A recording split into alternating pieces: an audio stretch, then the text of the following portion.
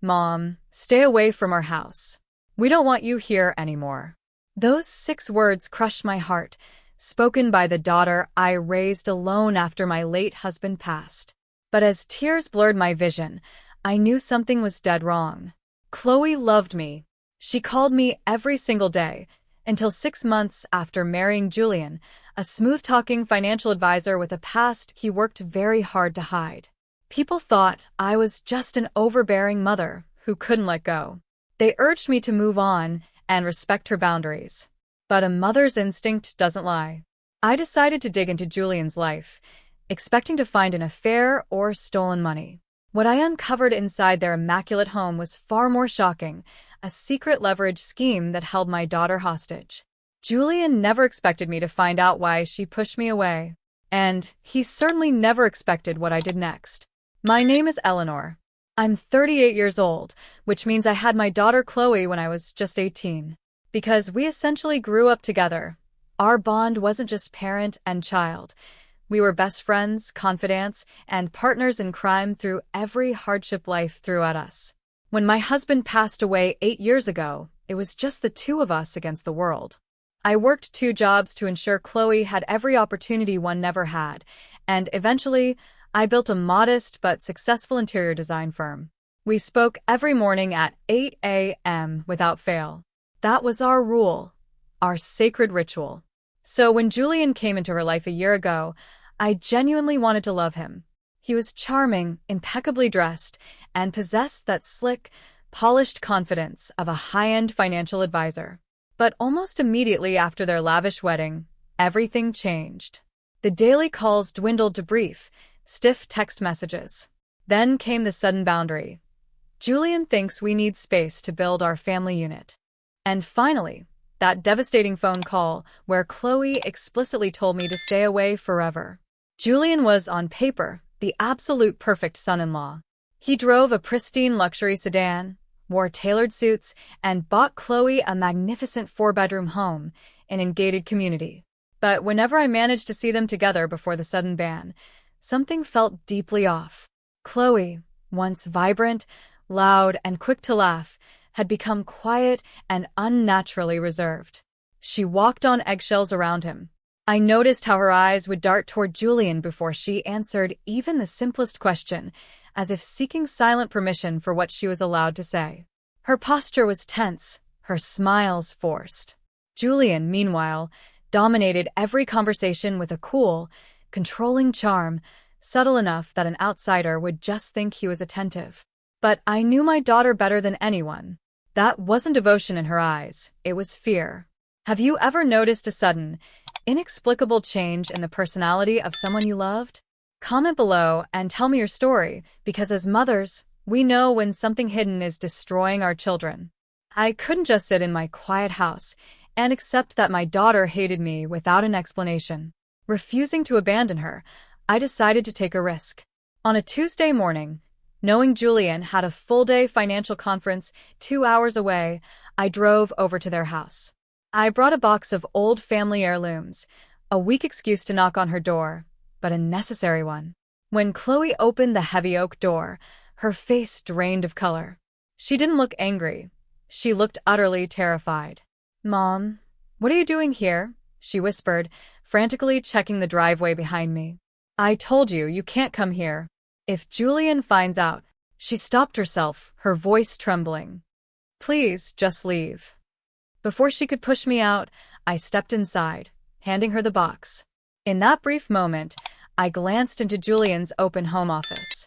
On his pristine desk sat an open lockbox, and next to it, a thick legal folder stamped with the name of my design firm.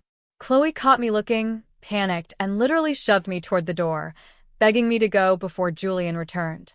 That glimpse of my firm's name in Julian's private office set off alarm bells I couldn't ignore. Why would a financial advisor have confidential records regarding my small business in his home safe? I immediately reached out to Marcus, a close friend who works as a senior officer at a corporate title and escrow company. I gave him Julian's name and business details, asking him to run a background check on his property filings and asset management. What Marcus uncovered 24 hours later made my blood run cold. Julian hadn't just married Chloe for love. He was a serial predator in custom suits. 6 months into their marriage, Julian had systematically liquidated Chloe's $350,000 trust fund, the inheritance left to her by her late father. Worse, he had executed a series of property transfers using forged signatures and coerced power of attorney documents, placing their house entirely under his name while tying all of his personal business debts directly to Chloe's legal profile. Armed with the financial trail, I knew I had to act fast, but I needed the full truth from Chloe. The next evening, I waited down the street from their home until I saw Julian leave for his weekly squash game. I walked right into the house through the back door, forcing my way past Chloe's frantic pleas. "Chloe, stop," I said firmly, grabbing her shaking hands. "I know about your dad's trust fund. I know what Julian did to the house." Chloe collapsed into my arms, sobbing uncontrollably. The truth finally came spilling out in a torrent of desperate tears. Julian hadn't just stolen her money, he was holding a knife to my throat. Months ago, Julian had used his financial access to secretly plant fraudulent tax documents into my firm's records. He told Chloe that if she ever tried to leave him, or if she didn't completely isolate herself from me, he would submit those fabricated documents to the federal authorities, framing me for grand corporate fraud and sending me to prison for decades. Chloe had said, "Mom, stay away," not because she didn't love me, but because she was destroying her own life to save mine. A cold, blinding rage settled over me, replacing every ounce of grief I had felt over the past 6 months. Julian thought he was dealing with an isolated, helpless young woman and a clueless mother. He had no idea what a mother is capable of when her child is threatened. I looked Chloe in the eyes and made her a promise. "He thinks he trapped us, sweetie. But he just walked into a snare of his own making." The next morning, I didn't call the police immediately. Instead, I hired a top forensic accountant and a high-stakes criminal defense attorney. Together, we meticulously documented Julian's paper trail, the forged trust liquidations, the illegal power of attorney filings, and the digital forensic proof that the fake tax documents on my firm's computer had been uploaded from Julian's personal laptop IP address. 3 days later, I staged the ultimate trap. I texted Julian directly, telling him I was ready to settle our differences and wanted to gift the young couple a $200,000 expansion check for their house over dinner at their home. Greedy to the core, Julian eagerly accepted.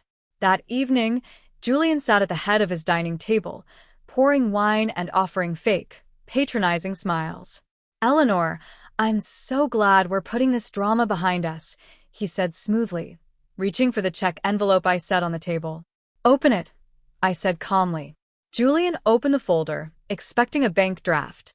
Instead, his face turned ash gray as he pulled out bank audit statements, forensic IT reports, and arrest warrants signed by a state judge. Before he could speak, 2 plainclothes detectives stepped into the dining room from the front entrance. "Julian Vance, you are under arrest for grand larceny, forgery, extortion, and corporate fraud." As the officers handcuffed Julian and led him out in front of the entire neighborhood, his confident facade shattered into pathetic, sputtering excuses. He looked at me with pure hatred, but I didn't feel an ounce of anger anymore, only complete relief. In the weeks that followed, my legal team froze all of Julian's assets, fully restoring Chloe's $350,000 inheritance trust and transferring the full title of the house back into her name. The dark shadow that had hung over our lives was completely gone.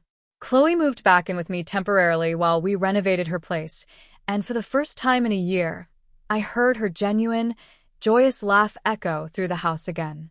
Julian is currently awaiting trial without bail, facing up to 15 years in state prison. Protecting your children doesn't stop when they turn 18, and a mother's instinct is the strongest force on earth. What would you have done if you found out someone was holding your child hostage like this? Let me know in the comments below. Don't forget to like, subscribe, and click the video on your screen right now for another mind-blowing story of revenge and justice.